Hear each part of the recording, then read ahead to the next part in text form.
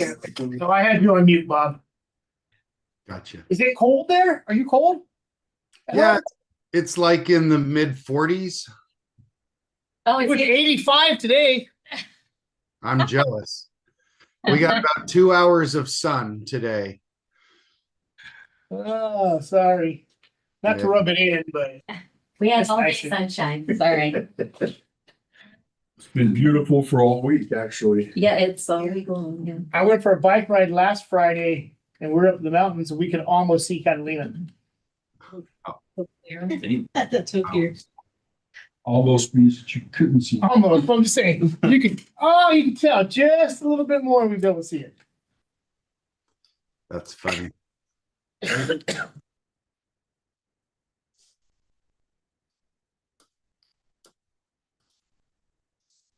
we go.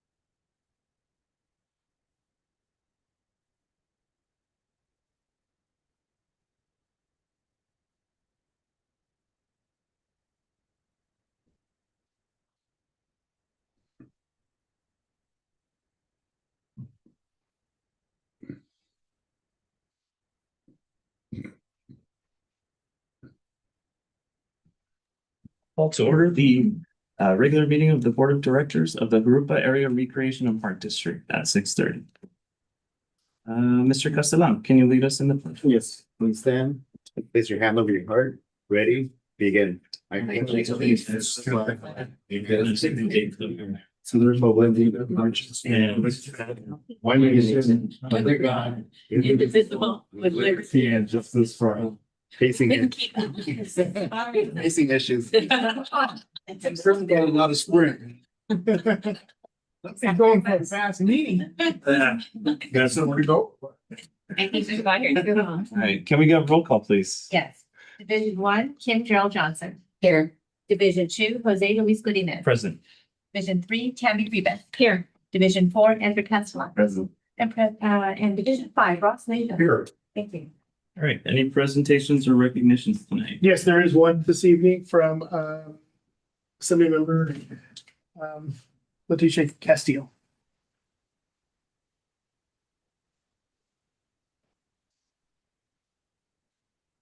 So on behalf of the California State Assembly, through my office, I don't have my glasses on, I want to present this resolution to Kobe for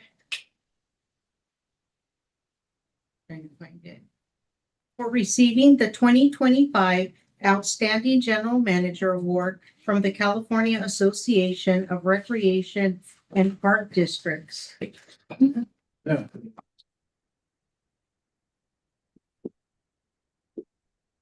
Well deserved. I know that all you do is not easy, so I do truly appreciate everything you do.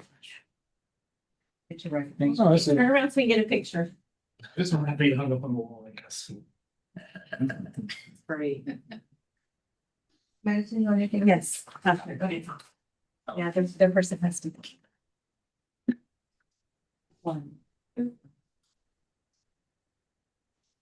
You didn't get my shoes right. Thank you so much. Beautiful. Gotta move. Perfect fun.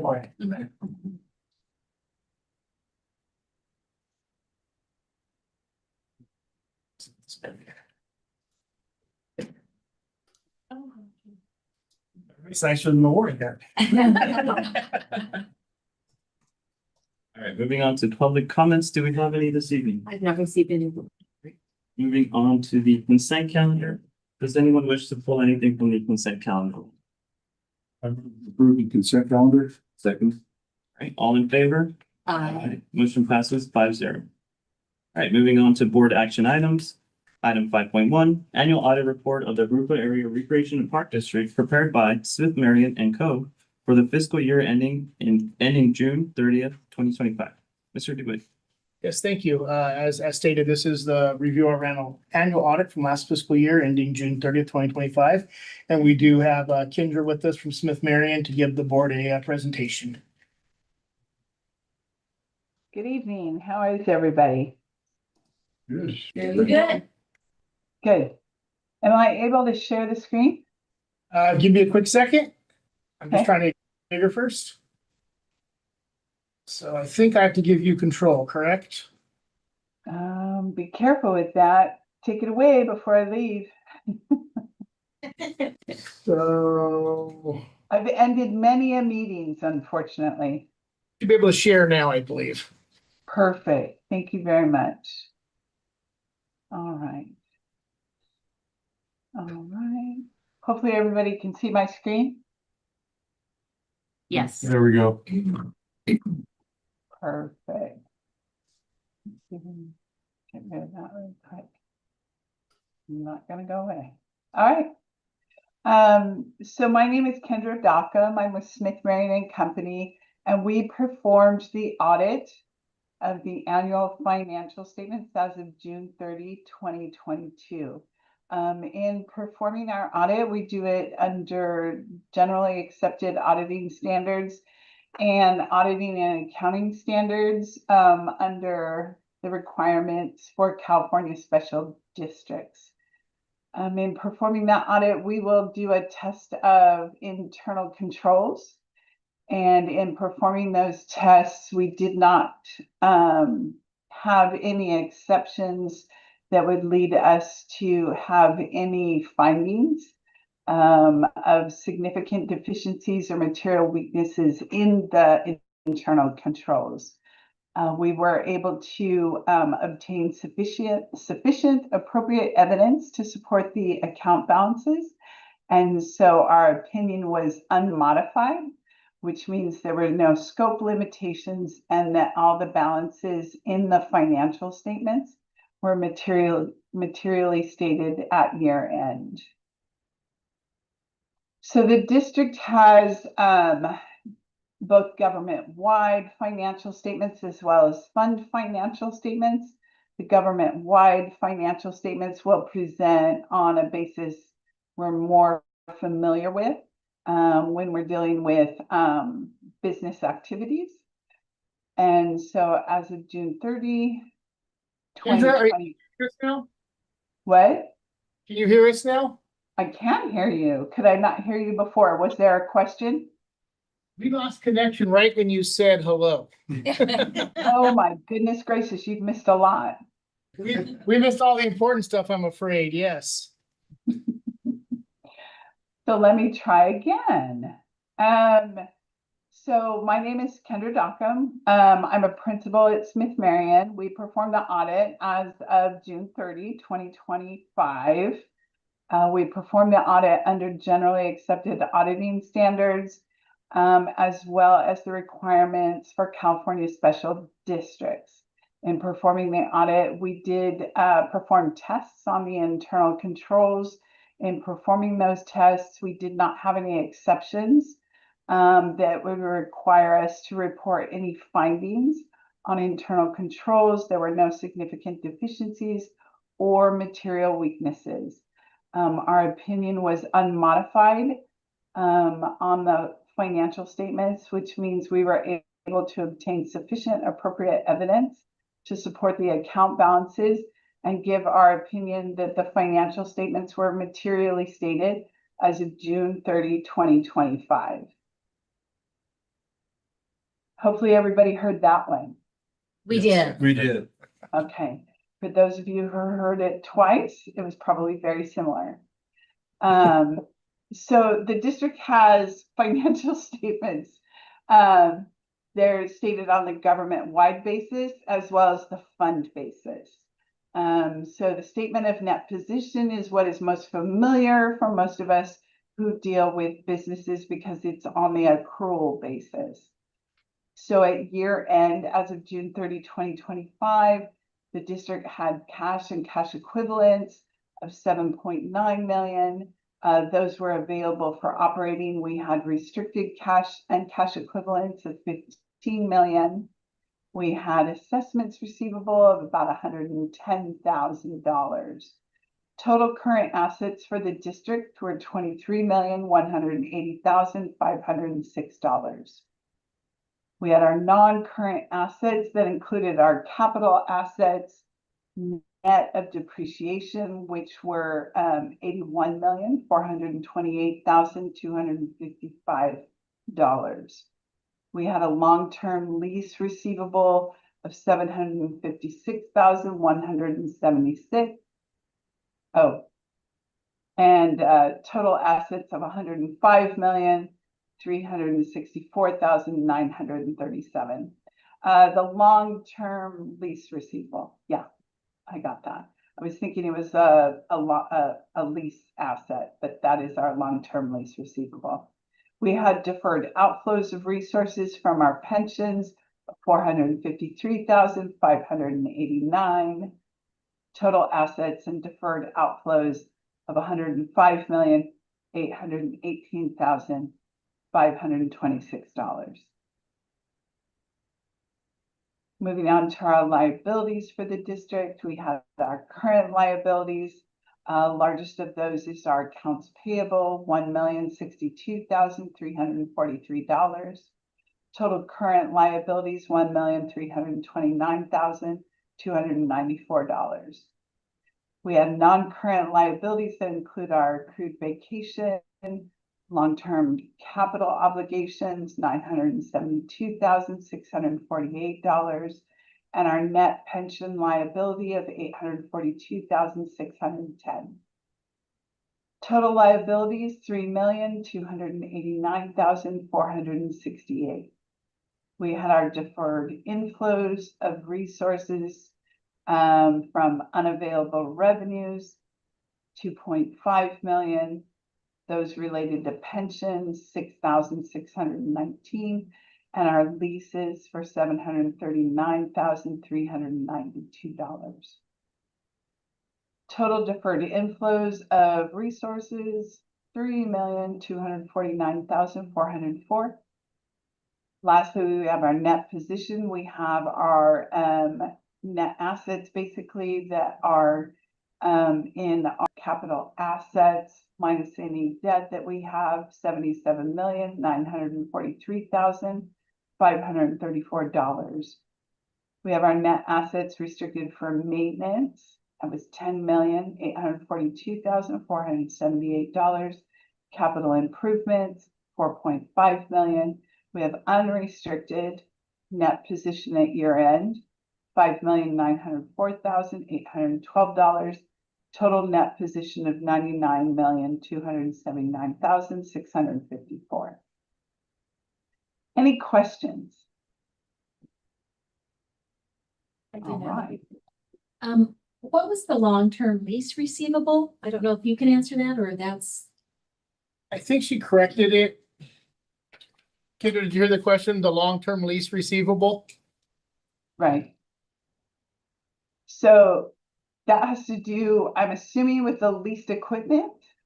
Oh, copy machine. Copy machines, stuff along those lines. I see. Okay. This is one of the newer Gatsby requirements, correct? Correct. Within the last 2 or 3 years, we've had to start accounting for long-term leases, which they are, anything that basically for us is copy machines. Right. You know, leases. Very. Just So are several year long contracts. let's go down really quickly. Let me see. We should have a note disclosure. So yes, there's a requirement both under FASB and GASB that we now recognize our leased equipment as an asset and also our lease liabilities. However, part of me says this is not our leased asset. So we have leased equipment included in our capital assets, right? We have our not long-term liabilities. And I stopped at it because I was like, wait, that's a lease receivable. Basically, which means we have some leasing activity that we have receivables on, correct, Loretta? I believe so. I was trying to pull up the report. My computers don't let me log into that. I believe. Right. We have So the, those aren't leased assets. Those are long-term leases that the district has.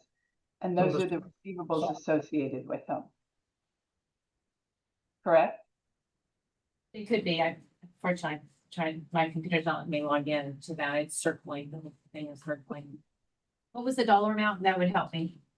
Yes. Let me get back to that. Hold on. Yeah. Went too far. Here's our liabilities. Here's our assets. We have, there we go. It's a long-term lease receivable, $756, 176. $76,000. It seemed like a lot of money and I didn't know what we were getting least income from. It's not income. It's a It's not income, receivable. that's a liability. Yeah, no, this is a receivable. It's a receivable, receivable. long-term lease receivable. So it's in a.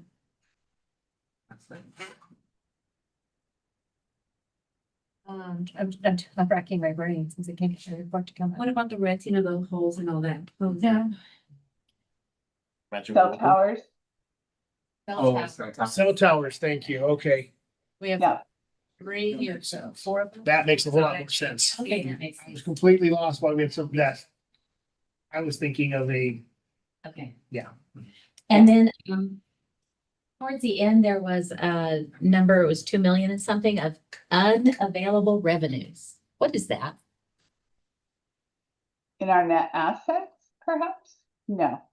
No, it was at, yeah, it's unavailable revenues of 2.3 million, I want to say it was. Right.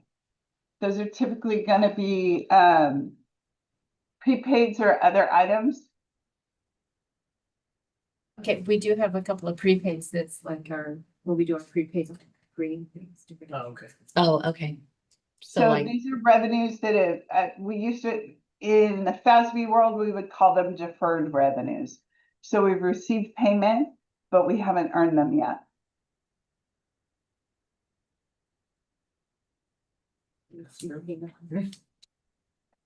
Pass-through tax. Yeah, those are probably our pass-throughs. Oh, I see. Okay. I don't have any more. Any other questions? Do we have a? All right. I move the board of directors accept and receive the annual audit report of the Group Area Recreation and Park District prepared by the firm of Smith, Marion and Company in the management discussion and analysis letter, MD&A, for the fiscal year ending June 30th, 2025. I'll second. Is this a, nope, okay, all in favor? Aye. Motion passes 5-0. And as always, I want to thank Ms. Fogus and her team as Kendra put forward theirs. Our numbers were impeccable. The backup that they requested running their reports, they were able to quickly provide for their proofs, which is I think this is the 10th year we've had since I've been here, and we've never been a question within our audit report. So thank you to her and her team for that. Thank you, Kendra. Have a good evening. Thank you, Kendra. All right. Thank you very much. Have a great evening. Thank you for coming. Aye. Thanks for letting me come virtually. Oh, no problem. Thank you.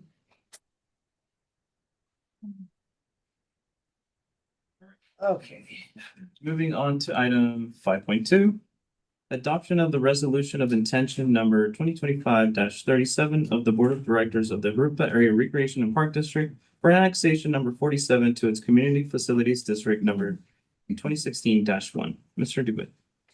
Yes, I'm gonna turn this over to Ms. Gruber, but this is the first step of the annexation of a commercial property in the Rubidoux area.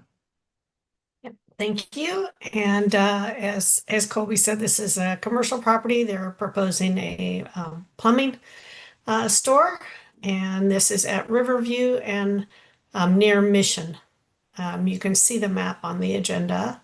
It's a singular parcel.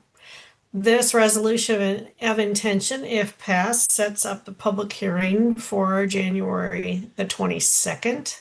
And that at that time we'll have the election and the public hearing, and then the annexation will be completed.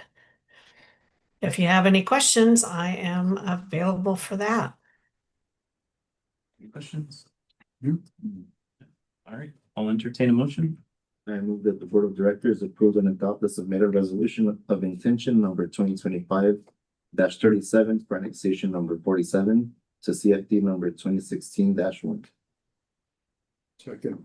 All right, can we get a roll call, please? Yes. Kim Gerald Johnson, Aye. Edgar Castellan. Yes. Ralph Leisure. Yes. Jose Luis Martinez. Yes. Tammy Rivas. Yes. Motion passes 5. Right. Thank you, Aaron. Great, thank you. Have a nice evening.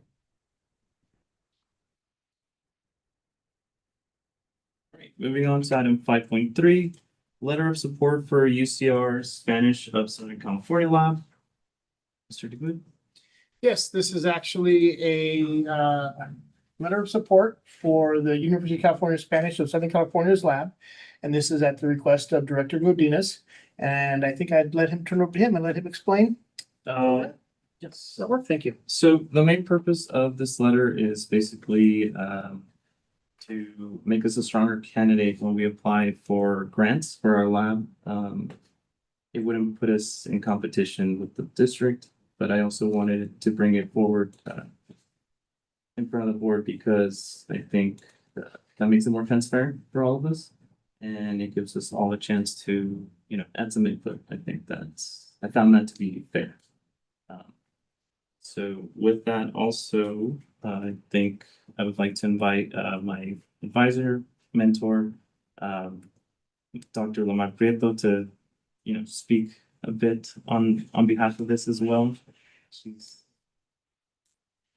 probably better suited for this than me. So you'd step up to the podium. Whoa. Wow, thank you.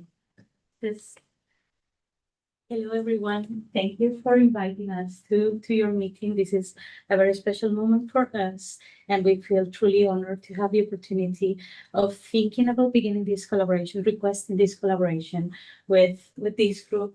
the University of California hasn't been as stern as it should, as being aware and being supportive and being responsive to the communities that support and sustain us. And we're trying to work in making ourselves more open to the communities that sustain us. This is a first step, and we're honored, we would be honored if you would like to consider us as a partner in this endeavor. One of the things that we are working right now is towards programs that contribute to health in different communities, especially for those communities in which there are different languages occurring at the same time. And I am profoundly honored to have Jose Luis as one of the members of the team, as well as Mariam. So we're here to respond to any questions that you might have, and whatever the outcome of this, to thank you for giving us this opportunity. Any questions? Yeah, just, Already. well, no, not, I'm actually gonna ask you.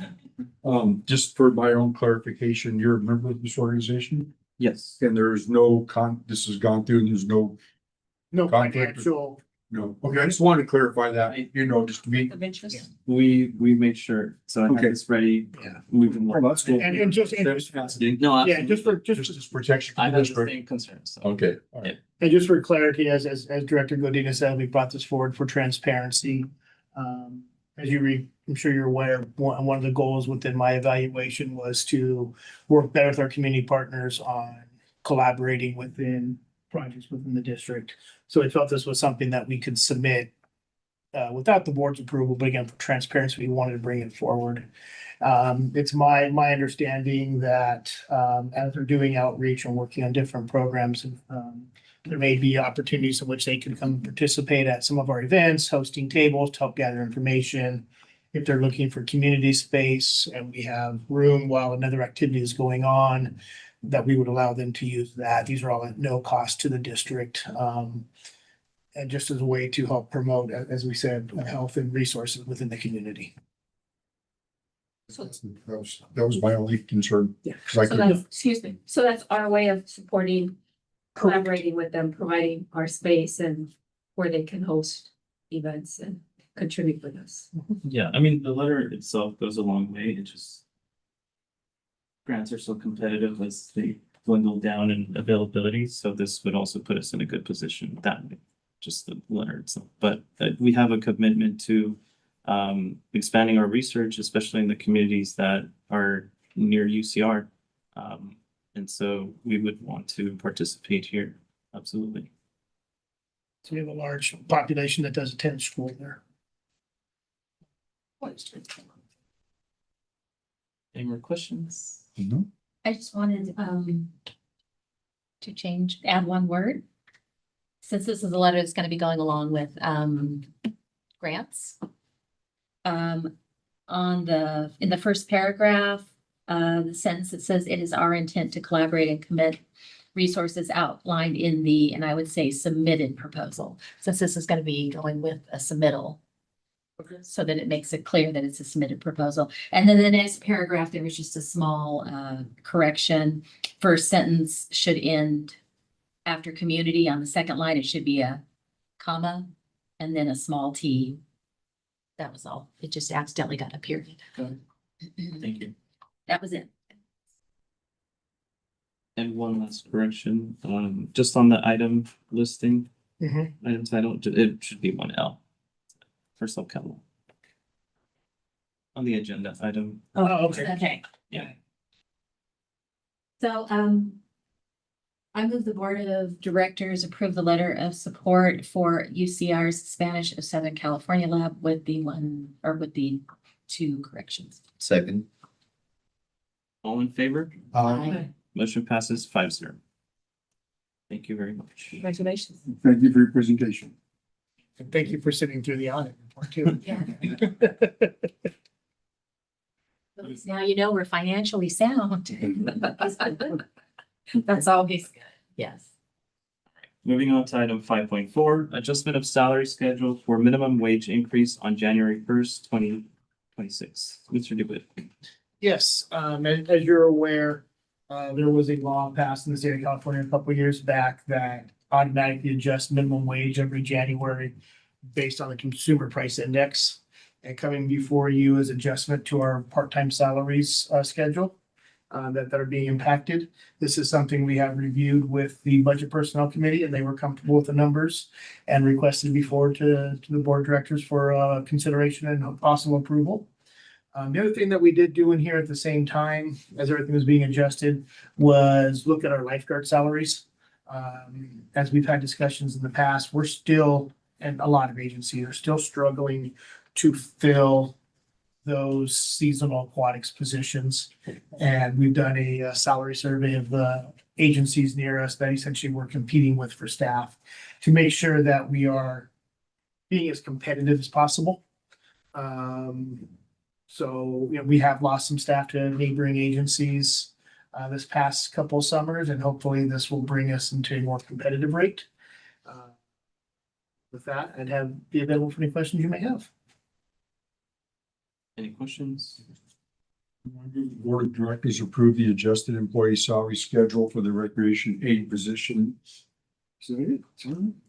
Yes. So All right, all in favor? Aye. Motion passes 5-0. did that include what's the second? Mr. Costello.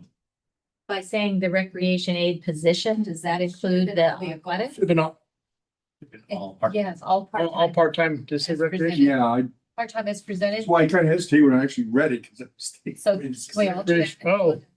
As Yeah, we presented. declare for the recreation positions as presented. Okay. Can we all do that? Yes. And who did set the second? Mr. Costello. Are you fine with that? Yeah. Okay. I kind of hesitated when I read it. Yeah. How that happened. Moving on to item 5.5, discussion of Veterans Memorial Community Center repaired. Mr. DeWitt. Yes, actually, you want to do this one, Cody? Yeah, it should be quick. I'm gonna turn this over to Cody here and let him explain the conundrum we are in.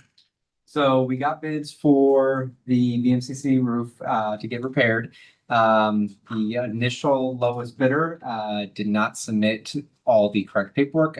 We also don't think that they were within compliance of DIR anyways, because their bid was substantially too low based off the work needing to be done. And the second lowest bidder did not have the correct contracting license to do such. We advised them. They tried protesting it to the best ability. But it's not going to fly due to the confusion of the needed contracting license for this. We are asking to rebid it so we don't get general contractors bidding on this. It needs to be someone with a roof contracting, a C39, to be able to qualify because it is strictly a roof job. There's no general contracting regarding this. It is strictly roof. So due to that, we're going to ask it to be rebid, and it is now clarified in the new rebid proposal to be needing a C39. So the bids that you have here now are not yet. Yeah, we're proposing to reject. I mean, you can tell the, they said the initial low bid.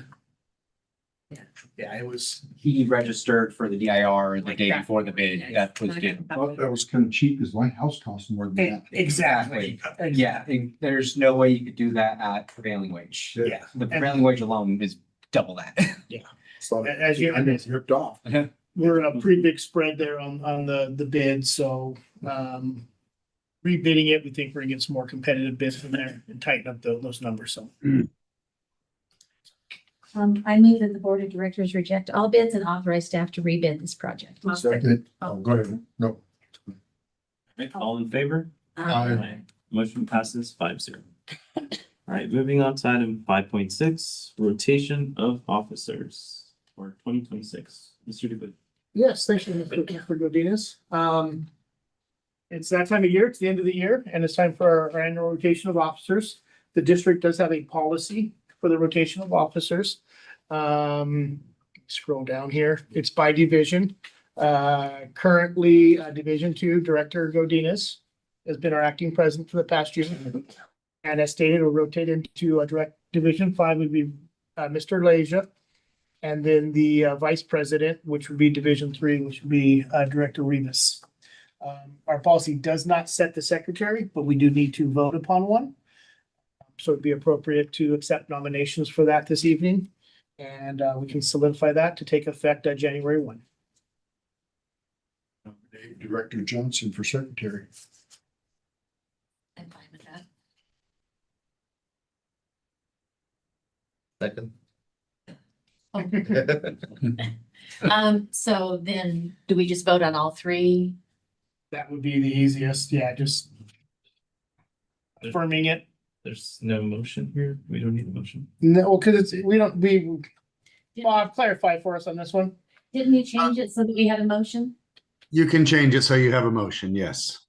Just say, I move that that the rotation occur as proposed and that you be appointed as secretary. I move that the rotation occur as proposed and that Ms. Johnson be the secretary. Right. All in favor? Aye. Motion passes 5-0. Moving right along. Moving on to general manager's reports. Mr. DeVitt. Yes, there's a couple of things I wanted to discuss with the board. Just give you guys an update on Pleasant Valley Park. As you're aware, we did have a potential contamination related to a trash truck fire that took place the Saturday of Thanksgiving weekend. Contractor for Burtech is completing their excavation of the park. They hopefully will be done this weekend. They've been working 7 days a week from 7 a.m. till sunset, about 5 p.m. to remove about 1,000 cubic yards of dirt. It's been a slow process because it's a small park, one ramp in, one ramp out, or one ramp, to go in and out. They're having to export the soil and being disposed of in a proper storage bin that's sealed in plastic, and then there's a airtight lid that goes on it, and it's being trucked up to Barstow until the final soil samples are received, and they have been received now and are analyzed. Once that final determination is made as how that soil can be disposed of properly, that'll be determined. Yesterday, the soil engineering company was back out and is doing samples of the new base of the pit. They put a rush on those. They anticipate those back hopefully tomorrow, if not Monday morning. The geologists can review those. And as long as everything is deemed safe, they can submit that to Riverside County Environmental Health for final certification. At that point, they will begin re-importing engineered soil for the basin portions, so it will be percolating. Once that's completed, the park will be turned back over to us. We will be working with our landscape contractor, Excel Landscape, that will be reinstalling the turf and irrigation system under our maintenance contract that we have. And we have filed a claim against Burtech for the reimbursement of those costs. So that's where we're at on that. I can share that what happened was there was a trash truck fire that Saturday morning. It was delayed because of Thanksgiving holiday.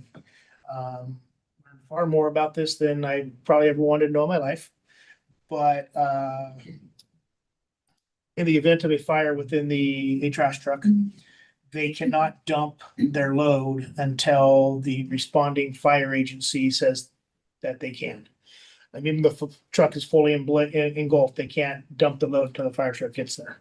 When the fire truck got there, the captain authorized them to dump the load, began putting water on the fire. It continued to smoke. That's why they deployed their foam.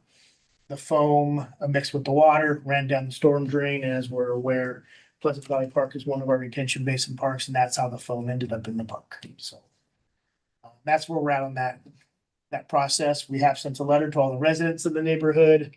We posted some information on our website. We have received a couple of calls from residents.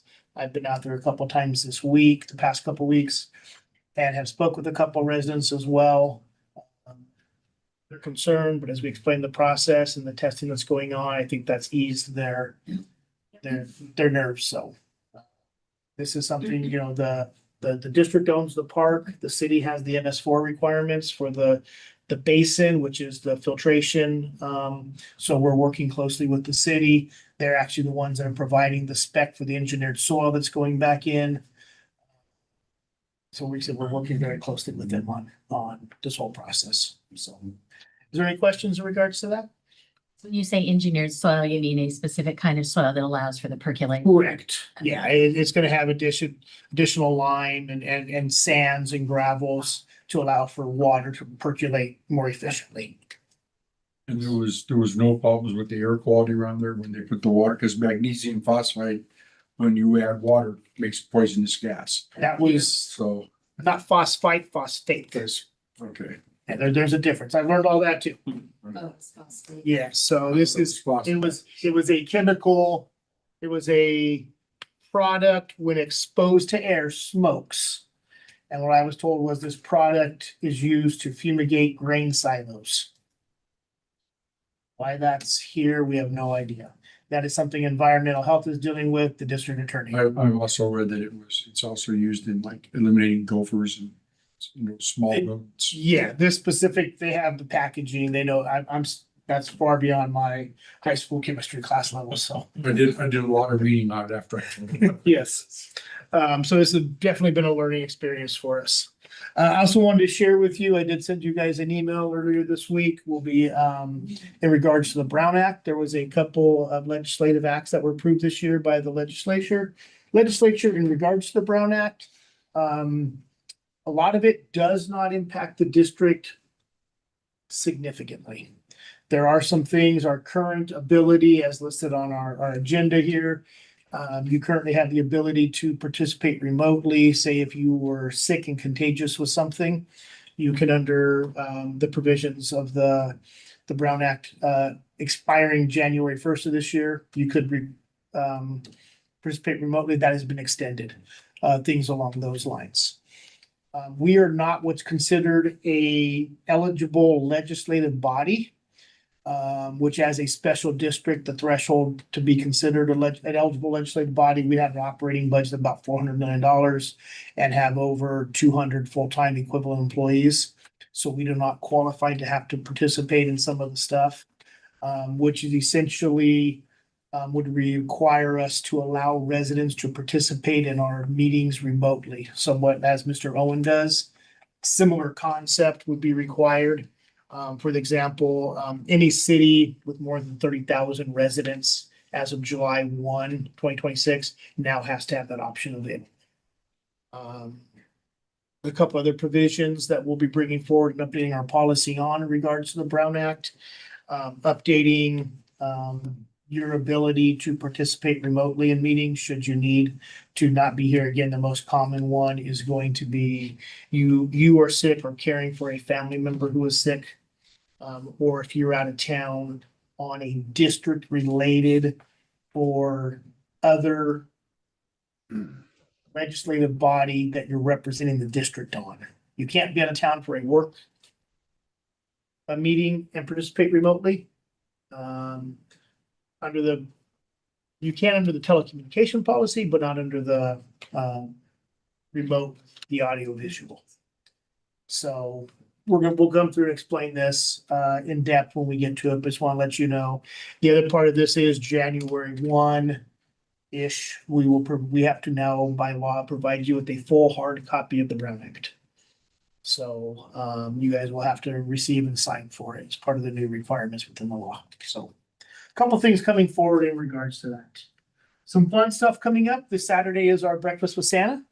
I don't believe it's completely sold out yet, but getting close. One session is. Yeah.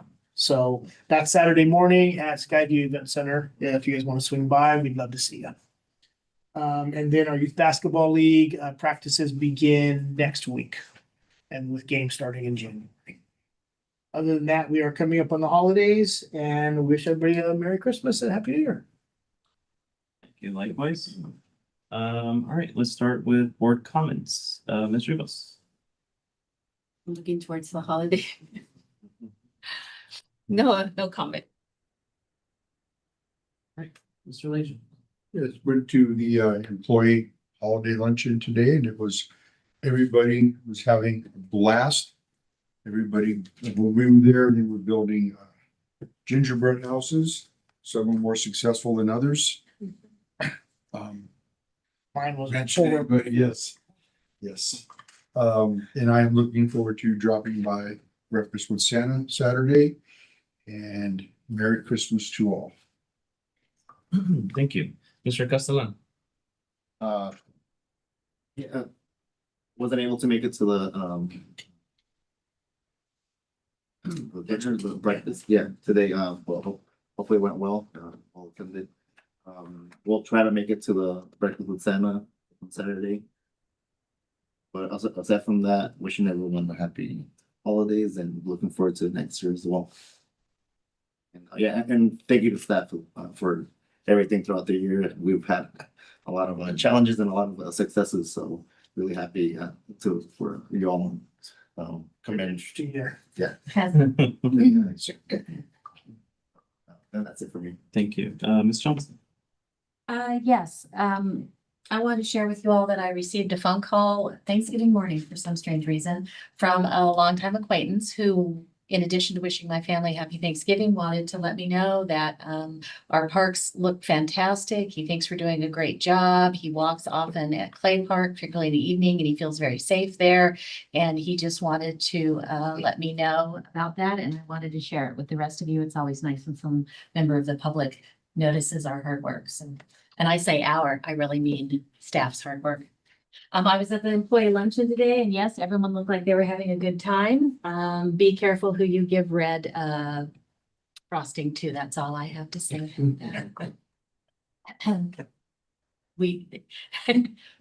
There was some let's say crime scene gingerbread. Oh, yes. Yes. Okay. Pretty funny. Pretty funny. Breaks the leg off a gingerbread man. It's a tough leg. Yeah, it was pretty funny. I'm looking forward to next week, when I get to don my apron and my hairnet and my fine gloves and serve, lunch to the people at the Eddie D. Smith Senior Center. I was gonna say serve it to the seniors, but I'm a senior now too. I just serve it to the other people at the Eddie D. Smith. Thank you for reminding me. And that was it. All right, thank you. As for me, I just want to give a brief update on the communication with the tree people of the organization. They're busy right now, so things are still, building up for the Prop 4. That the grants that they received or planning to apply for, as well as what we're going to do with Prop 4 as well. I will also be there next week. Couldn't be there earlier today because it's finals week, so I apologize. But I will be there for the seniors next week. And yeah, I also want to say it's been an honor to be president of the board this year. It was honestly, it's a privilege to have served alongside all of you, and to have this staff that we have. And of course, my lab mates, thank you, my wife, and everyone in the community. It was it was awesome. It was a great experience. So now I get to sit back and be in a supportive role and not have to speak publicly for hopefully a couple of years. So with that, thank you all very much. And we'll move on to committee reports, Budget and Personnel Committee. We really kind of talked about, we did the part-time salary employees. Cody worked really hard on a program cost recovery model. I think we kind of all agreed there needs to be a little fine tuning on it, to be continued, I guess would be the best way to say that. And we did discuss some of the mid-year budget adjustments, and they'll be coming to us as a board win. Late January is what our goal is, January. second meeting in January. And that's about, Yes. And the program cost recovery model will be coming to the board as well Right. for adoption. What that is we subsidize certain programs. And we've never had an official policy as to what level we should be subsidizing to, so that'll be coming to the board for. Great. And no future committee meetings. We have to shuffle those around, right? Would you like? Yeah, I've already given that to Loretta, and it'll be coming out after probably the first meeting in January. Awesome. And so, any agenda items for future board meetings? No. All right, and no meeting on Christmas Day, right? Unfortunately, right? Right. We don't get to see each other. Next meeting is January 8th. And with that, I will adjourn tonight's meeting at 7:16. Is your birthday January 8th? That's my husband's birthday. And Elvis and David Bowie. Yes. He's got the best people on his birthday. Yeah. And you do too. Yeah. I have Ricardo Montalban. Part of Baltimore? Yeah. You What know, is it from Red the, Fish what is Leather. it from the island? What is it called? Yeah, Fantasy Island. Fantasy Island, yes. And the commercial where it used to say, you know, and it had Corinthian leather, and we found out there was no such thing as Corinthian leather. They just called it that. Order. I don't know if everybody got to see, we're passing around a Christmas card. Christmas card that we sent out on behalf of the board and the staff. Something we wanted to do. That came out of a staff meeting topic on AI. And that was that card is entirely generated by staff using AI. And Ricardo Montalban was best as Khan, by the way. Yes, he was. He was. Yes, yeah.